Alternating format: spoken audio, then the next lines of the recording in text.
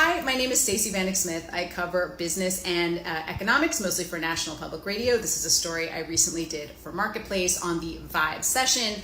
And as I was reporting it, the thing that I kept thinking over and over in my head was like how bad we feel about the economy right now, how scared we are. And I include myself in this very much.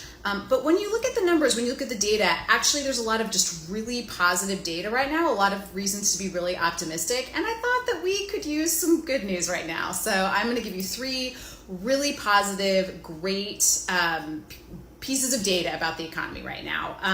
The first one is about jobs, about layoffs, and that is basically you are less likely to be laid off right now statistically than at any time since they started keeping track of this number, which was back in December of 2000. So you have never in almost the last 25 years ever been less likely to be laid off than right now. Of course, to me, this does not feel right because I feel like we're hearing about layoffs all the time. Part of the reason for that is that the layoffs have been happening in parts of the economy that the media covers a lot, like media, where I work. But in general, layoffs are really low right now. So that's good piece of data, number one.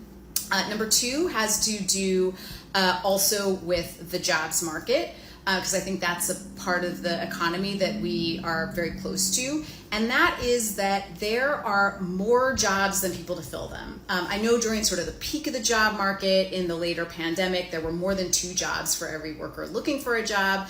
That is no longer true, but there's still about 1.5 jobs for every available worker. So there are still more jobs than workers. It's an incredibly good time to be looking for a job. Now, this is not to say the job openings match up with the skills of the people looking for the jobs. There are some issues with that.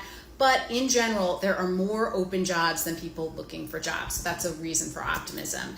My final piece of good news has to do with wages and inflation. So inflation's this other like really difficult thing. I think we've all noticed the pain of prices rising so much over the last 4 years or so. And that is, so inflation has risen a lot, but our wages on average have risen faster. Our wage gains just across the economy on average have outpaced inflation since the beginning of the pandemic. And the thing that came into my head immediately was like, yeah, well, what about groceries, right? Food prices, because that's like one expense that almost no one can escape is grocery prices.